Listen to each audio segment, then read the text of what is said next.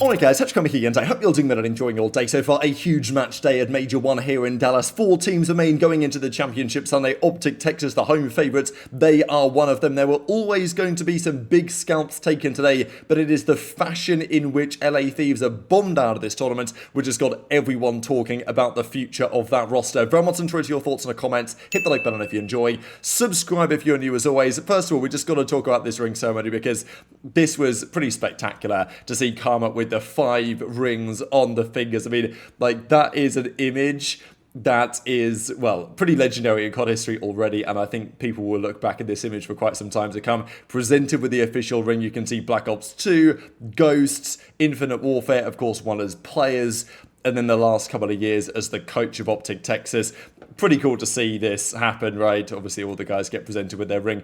As always, Mercules looks like it just doesn't bother him at all. Just like such a cool customer, this guy. And, well, went on to have a pretty good performance as well on the day. This is Dashy as well with his second ring. This is taken on the 3rd floor just outside. There's still snow and ice on the ground. It's super cold today again in Dallas. So, yeah, I think tonight's going to get a little bit sketchy given there's still some snow out there to potentially freeze again. So, yeah, get safe to the venue tomorrow if you are coming to the venue, because if you've been here in Dallas, you're probably coming to the Championship Sunday.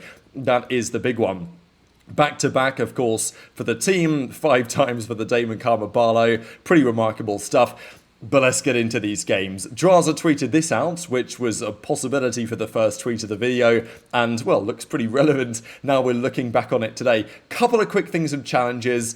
We will do a more in-depth update tomorrow morning on what's been happening, what the Championship Sunday looks like, all that good stuff. But, yeah, Renegade to the league, I've seen enough since. Bant, of course, on the Huntsman. Both of the Stallions teams, they fell out of the tournaments.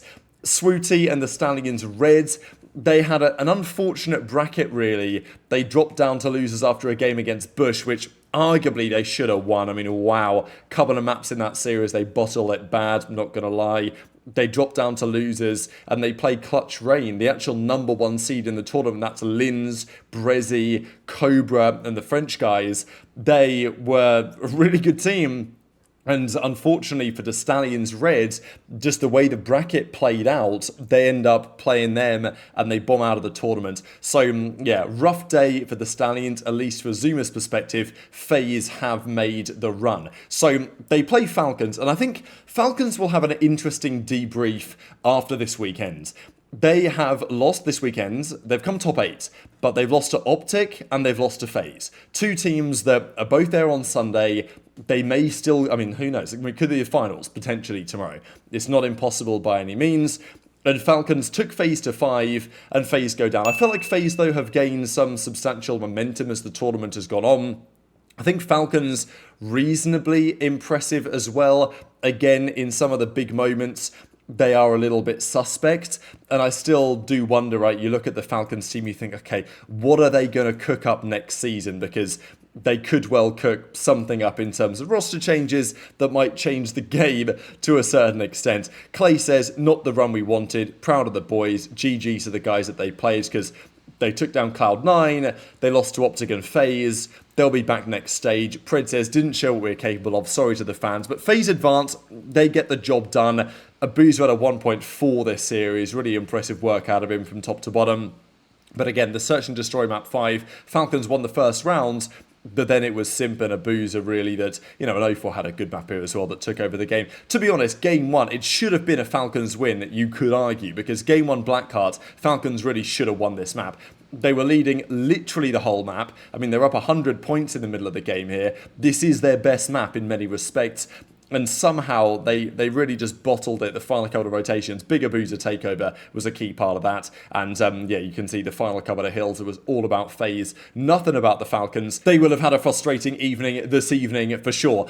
But this was the big one, really. Los Angeles Thieves, what is going on with that team? I think we expected that one of the big dogs, okay, at least on paper, the big teams, FaZe and Thieves. FaZe and Thieves were the key names coming into the tournament because I think we really knew Gentlemates were going to be pretty good.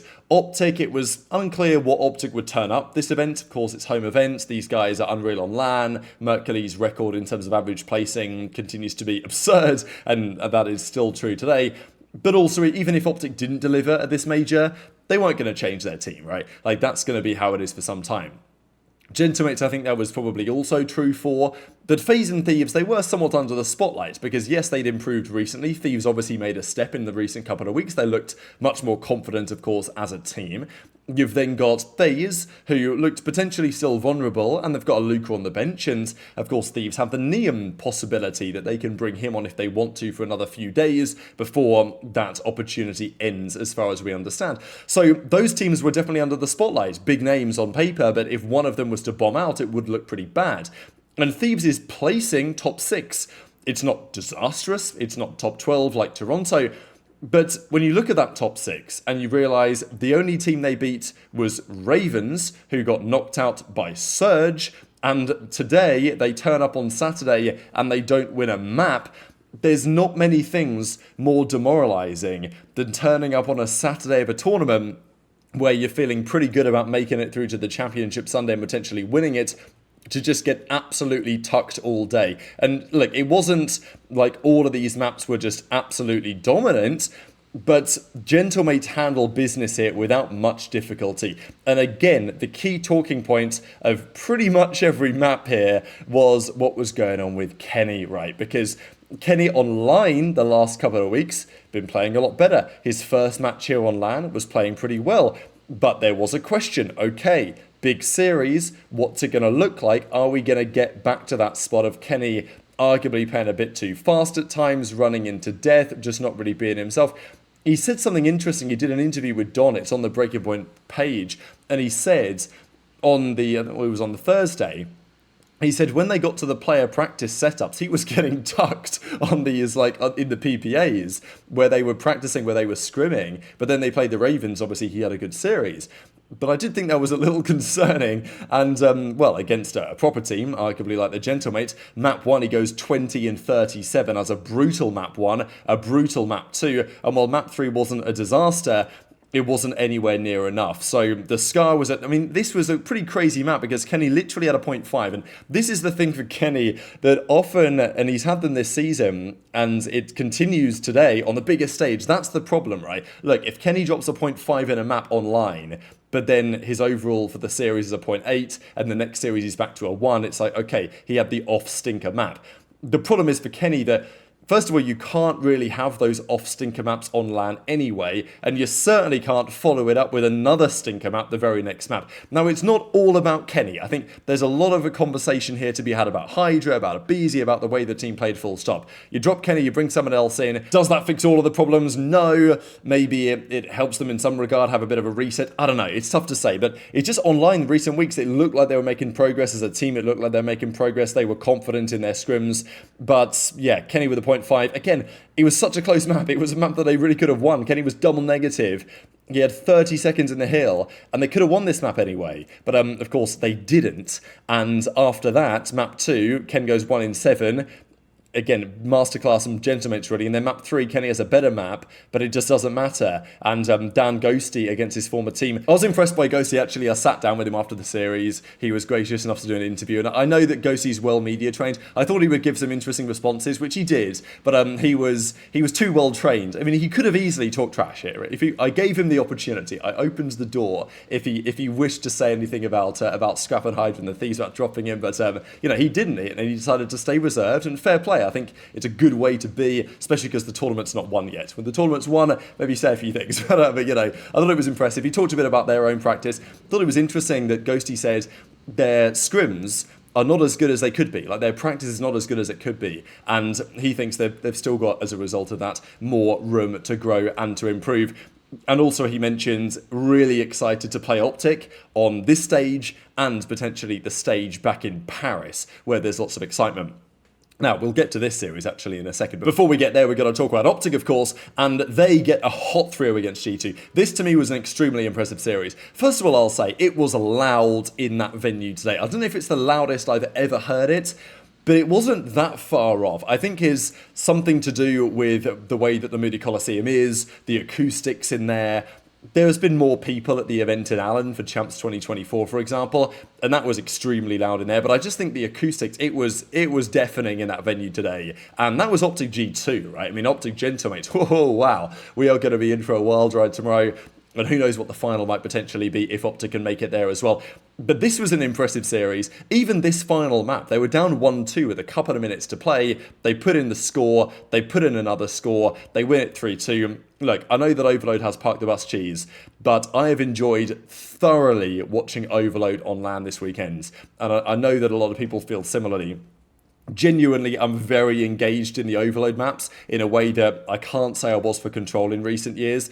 Even the final series, or certainly the next series we'll discuss, that is relevant as well. But yeah, I said this morning, if OpTic can comfortably beat G2, to me that's a very impressive sign. G2 are not a team that rolls over and dies. We saw that later in the day as well.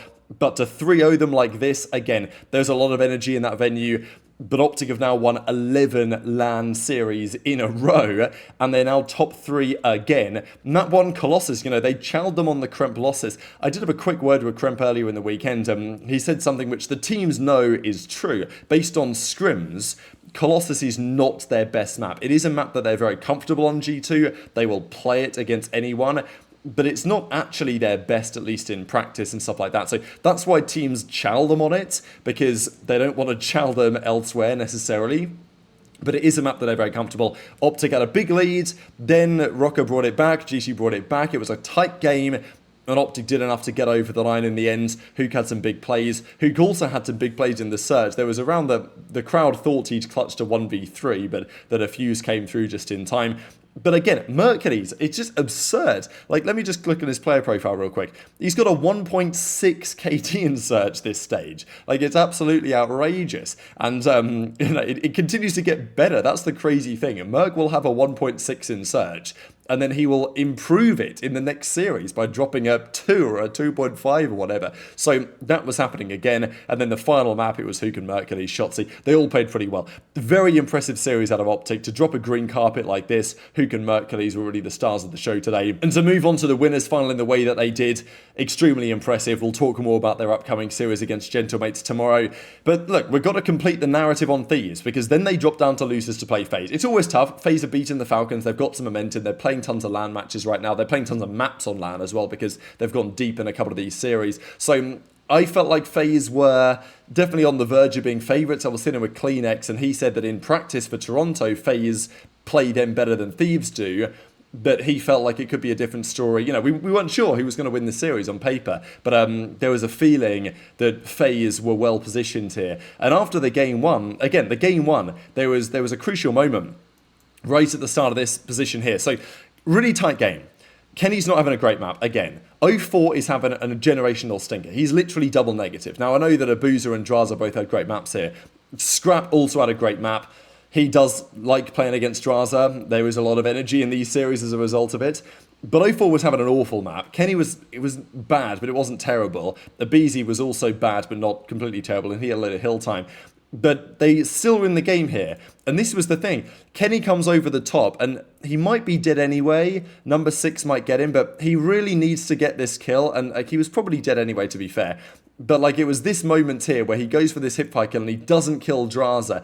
That would have been a very useful kill for Thieves to have, because Drazah then gets traded, but 04 trades it. They lose this battle of the trades, and then FaZe go on to win the map. This is a devastating way for Thieves to lose the map 1.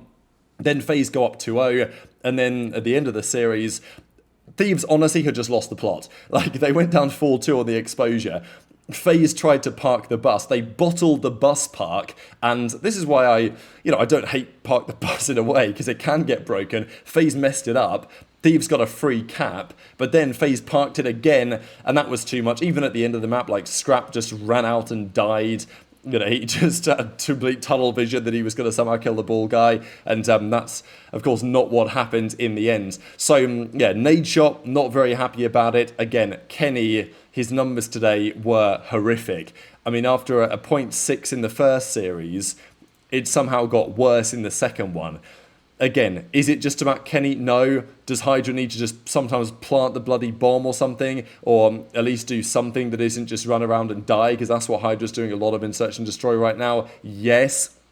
But, I mean, look, you can't give Drazah a layup like that. I mean, look at him go. Stands up, you're going home, drops the 3-0. I think they actually did fist bump after this series. Maybe Scrap realises he might need him on his team one day, I don't know. But Drazah says, God awful, get off me, Sunday tomorrow. So quite the series, but, I mean, look, we saw the stats in the earlier series.